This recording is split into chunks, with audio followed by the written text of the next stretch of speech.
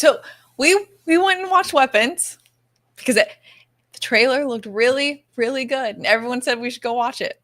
But if you're new here, you would know that we don't normally watch scary movies. And there's a reason for that, because they are terrifying. It was good. It was so scary. And I don't know if that's going to be everyone's reaction, but for me personally, it was extremely scary. I can't tell if it's just that I'm like a little baby and I don't like scary movies. I'm pretty shook up. Like, I know people are gonna be like, "Oh, Andy, you're such a baby." Just a baby. It was so scary. Andy was more scared than I was. Okay, let's be very clear. I paid attention the entire time. I didn't cover my eyes once, even though I really, really wanted to. And instead, I looked over at Andy, and Andy was covering his eyes. And he was like, Katie, what happened? There was like 3 times that I knew it was gonna be scary, and I was trying. I was so scared. Like, I just knew something bad was gonna happen. It was a scary movie. Of course, it was gonna be scary. No, but there's like layers to this type of stuff. You know, there's slasher films. There's the tension in this. The tension. It kept building, and it was like I felt like I was flinching. Like, you know, when someone's about to punch you, and it's like, I made you flinch. That's how I felt for like the first half of the film. It just would not let up. And yeah, oh my gosh. Yeah. And I would turn to Katie and I'm like, what did I miss? Because I could hear it. Yeah. What's up, voice protagonist? What's up, CD Stein? Yeah. So you want to give we'll give a spoiler-free kind of discussion about it. I thought this was scarier than Hereditary. It's been a while since I've seen Hereditary. So okay, Amber Gordon. I personally think it was good. Yeah, it's hard to tell because this is not a type of film that we typically watch. So I don't know what the spectrum is on this. I thought it was very good. Yeah. So overall, what did you think of the film, Katie? Because we came out and you didn't look happy. No, well, because I was still trying to process. Okay, let's be real here. I might not be able to sleep tonight. So it's a very good movie.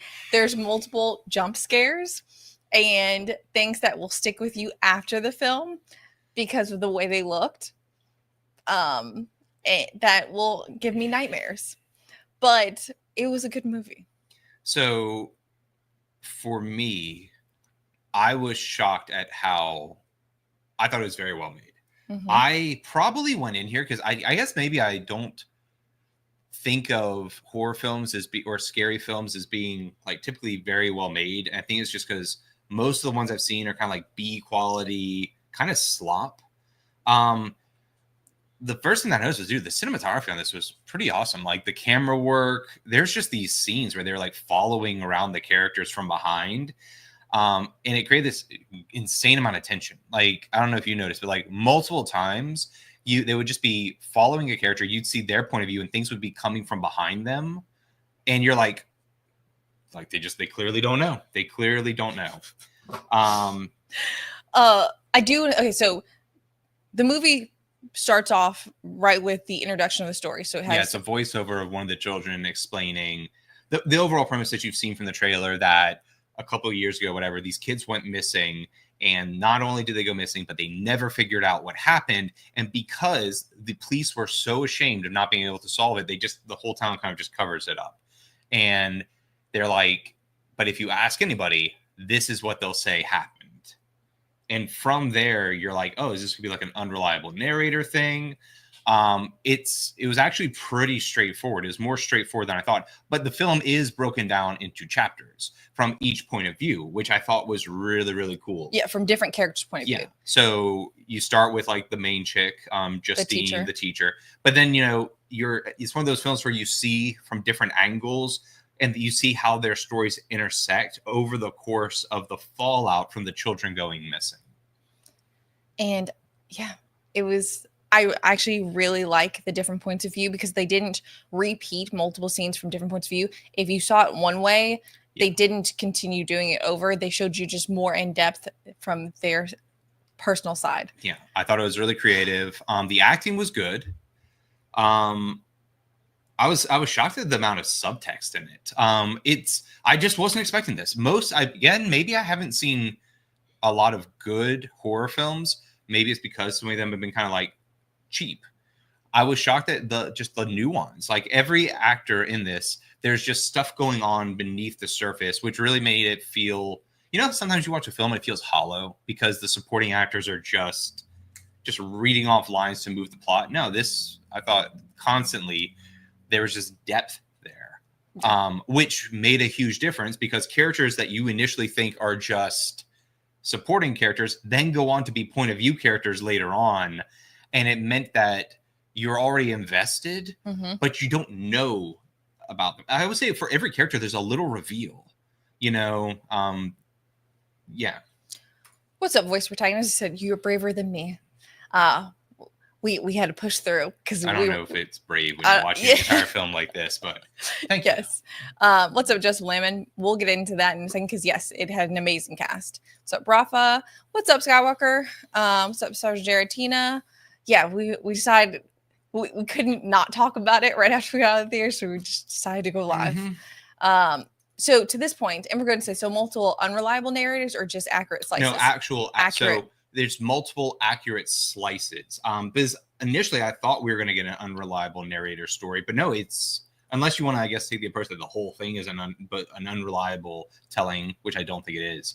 You just get more and more of the film filled in from each point of view, and you go like from connecting puzzle pieces as you go along, and the more characters you're introduced to in their point of view, the more pieces you get of the story. For me, this film had kind of like a pendulum, like a dual thing. From the first moment, you're just working through utter confusion. I got a sense of just dread, like the entire time. Everything is just feeling dreadful, a building sense of just impending bad stuff about to happen, right? And the music choices were so perfect that went along with each scene that it built on that tension and dread and turmoil.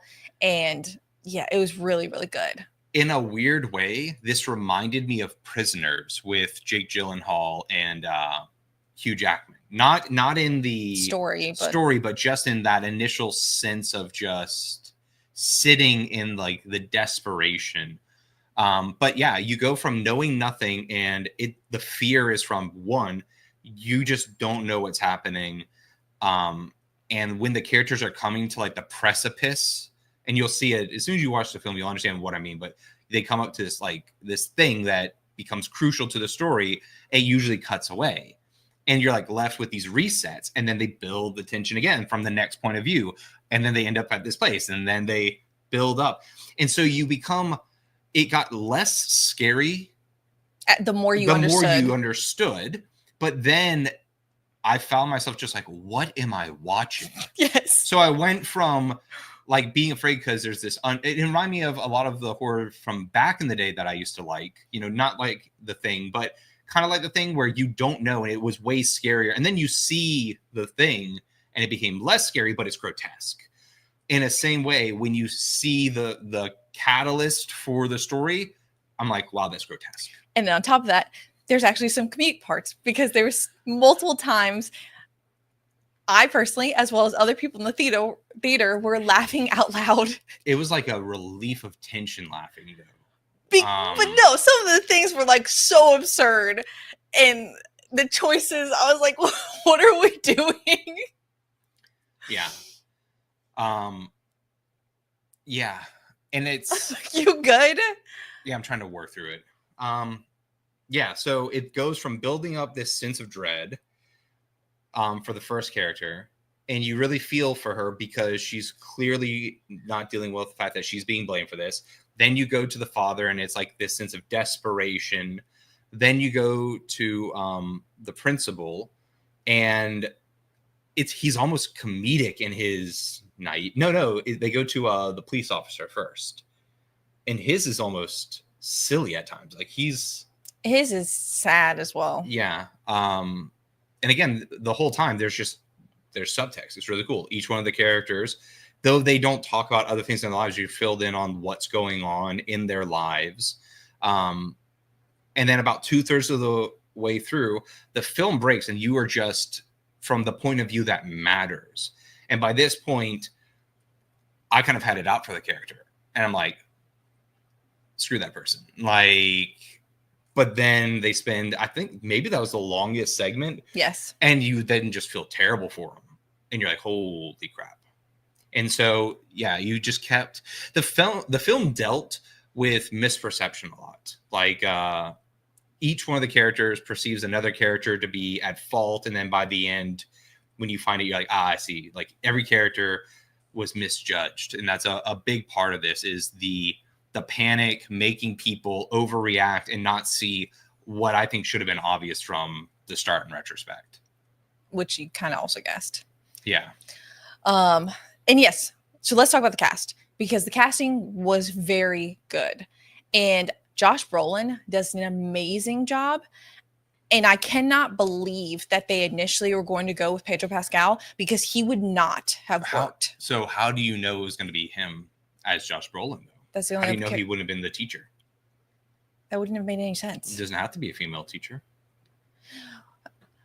Pedro Pascal wouldn't have worked as the dad. He wouldn't have the range nor the depth to actually convey the emotions that Josh Brolin was able to do. He did an amazing job. Yeah. No, I'm being slightly. That's silly. why. But no, yeah. Somebody asked, like, was it missing Pedro Pascal? I don't think Pedro Pascal would have been able to hold up the role. I don't think it's in Pedro Pascal's range. This reminded me a lot of. Well, and it would have been tainted with The Last of Us and everything else. Like, there's no way that would have worked. Yeah. And Josh Brolin, it reminded me a lot of what he did with the first season of Outer Range. But yeah, the acting was good. Again, the camera work was really interesting. The way they used blocking was really interesting. Like early on, like in the first 5 minutes when they're still doing the voiceover. I was like, oh, like this isn't going to look like the slop I've been seeing, at least from a visual perspective. And yeah, there's just a ton of like really creative choices. Things that you didn't think were going to be creepy became creepier and creepier, like the kids running. I didn't realize how much of a part that was going to play in the overall story. And when that kind of comes to its conclusion, when you put the pieces together that it's not a coincidence, it was terrifying. And again, the film kept doing this thing where a character would see something coming and it would focus on them, and someone else would be like, again, in the heat of the moment, chewing them out or whatever. And you're like, dude, look behind you. Like, what are you doing? But everybody is in this sense of disbelief. Like, the community is just clearly not in any way, as you wouldn't be, prepared for what actually was going on. Yeah, what actually was going on. C. Stein said, I laughed at Badger's review. He said, Weapons was like someone asked Zach Krager if he wanted to make an interesting movie, a boring movie, a scary movie, or comedy. And he said, yes. I think that's pretty fair. That's yes. That's what I'm saying. There are moments that felt like ho-hum, where you're like, this is one, like, again, one of the point of views was like lame, but the character was lame. And then but it tied into the story. So like, I get where they're going with it, because they had relationships with other characters that were integral to what was going on. Yeah. But so with the Zach Krager angle, he's from The Wisest Kids You Know. Yeah. And was that the story you expected him to write? The ending of it felt so tinged with comedy. But by that point, I wanted it to, because it was almost like comeuppance, you know? Mm-hmm. But it like by the last bit of it, all the tension had completely evaporated. Well, yeah, because you're aware of what's going on now. Yeah. And then you're like, oh, I see what we're doing here. And the only thing was like, how does this end? And I don't think the ending's hard to anticipate, but I thought it was good because, yeah, I actually laughed. I thought and it was clearly intending to be comedic. Yeah. The actor the way it was goes filmed from being sinister to it is a comedic take on the ending. Yeah. I can see some people being very upset with the conclusion of the film, which is what I've heard people say about Barbarian, that they weren't crazy about the ending.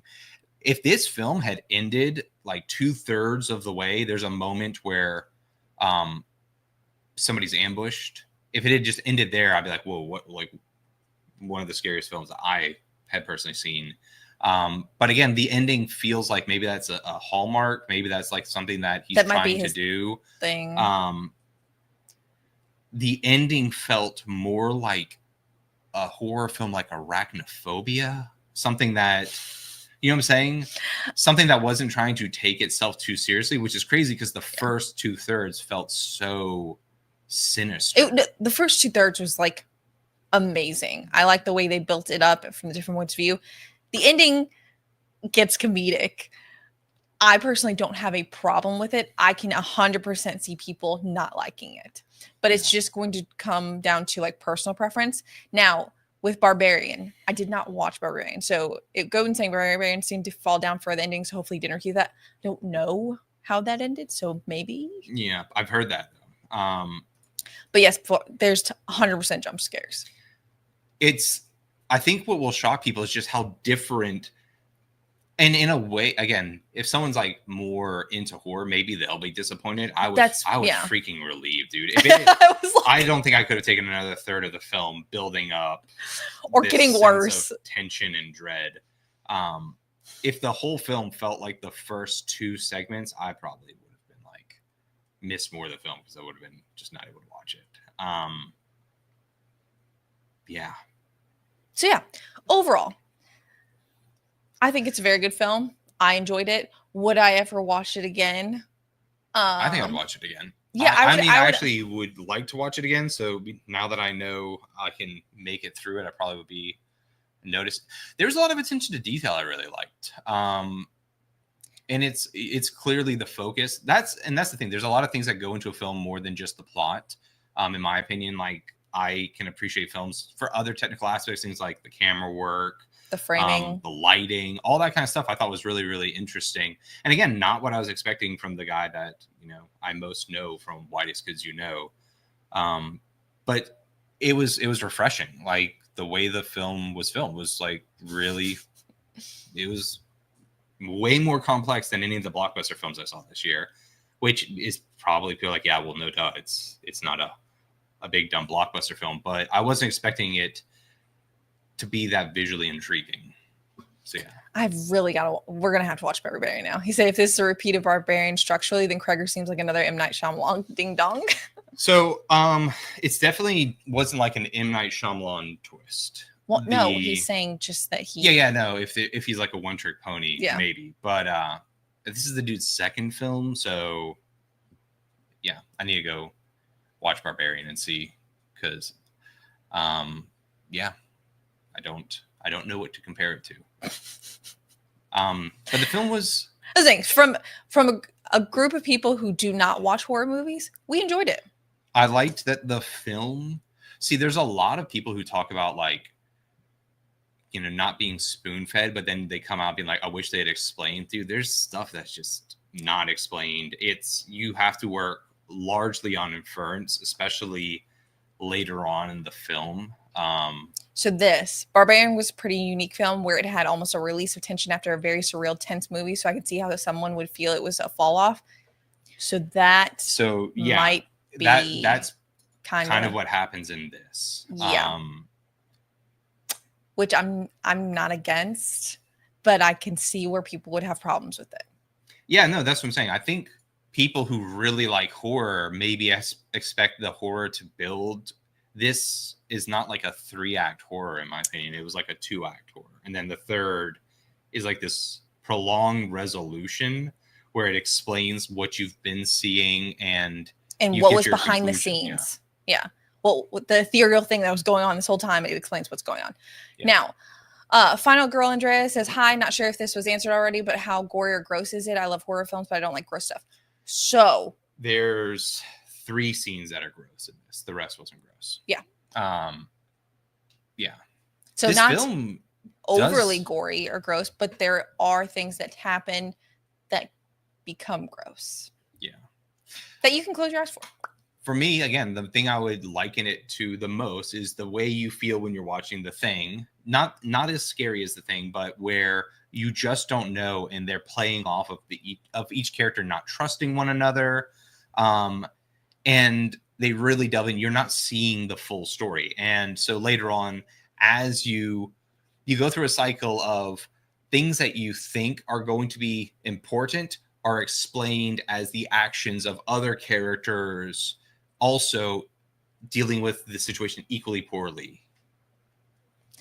And thank you, C. Stein and Sergeant Geraldine. Yes, please hit the like button, people, if you haven't already, because we forgot to say it. And this is funny. Giancarlo, yes. Streaming at this hour, what kind of sorcery is this? It's an out of the theater review because we're horrified. We try and do, unless it's really, really late, like an out of theater, just to get it off our chest. And this is just our first reactions. I'd have to think about it more. But we both came out and I was like, what? What did I just watch? But yes, Final Girl and Dre. It's not like they're like going out of their way to be gory.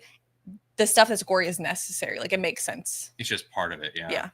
I mean, I guess you could say they didn't have to show it, but I didn't find it. It wasn't like slasher. It wasn't gratuitous. It wasn't like, like you know. Yeah. Maybe there are 4 scenes, but even like the 4th one, I didn't think was that gross. And I usually don't care for that kind of stuff. So yeah. I think we touched on everything. Did I miss anything? Yeah. Because we can't go any deeper because I don't want to give. Yeah, I don't want to ruin it because you should go watch it.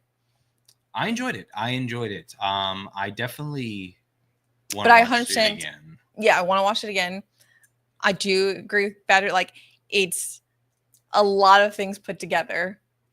I wonder if somebody who was better attuned to watching horror films, if they would have, if it was just scary because I don't watch this film often and I was just kind of in a constant state of like, what the fuck?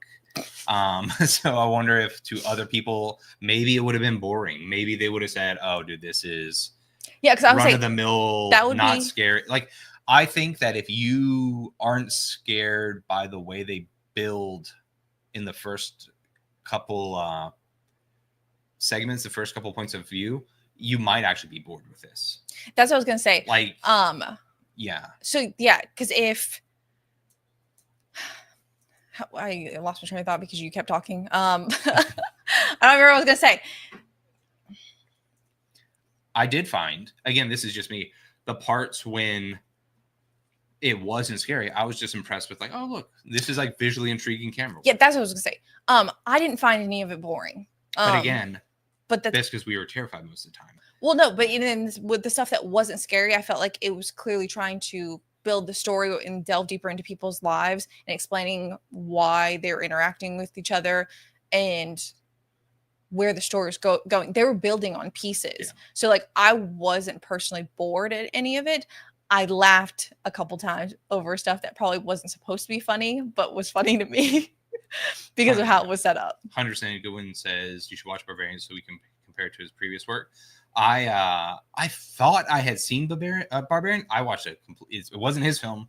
It wasn't. I thought that because I was like, oh, it's the guy from Whitest Kids You Know, and I saw some other B film that was called Barbarian or something like that. I think one night, and I thought, oh yeah, like this is so different from the film I saw. The other one wasn't a horror at all, so I don't know what the freak I watched. Like, probably just watched some Russian dude's film named Barbarian. Thank you, CD Sign. Because yeah, he says he's a horror guy and he's gonna go see it on Saturday, so he'll let us know. Because that'll give me some more insight of like people who are really into horror. Does this work for you or no? Like, are we just weebs who don't care? Like, not don't care, but like are too scared? Like, because I don't normally watch scary movies. So the thing I liked about this probably the most was how much it did kind of remind me of Prisoners, because in Prisoners it's not scary, but as your mind's trying to solve like what's actually happening here, I find that really interesting, and that's what I really liked. This does that, but it was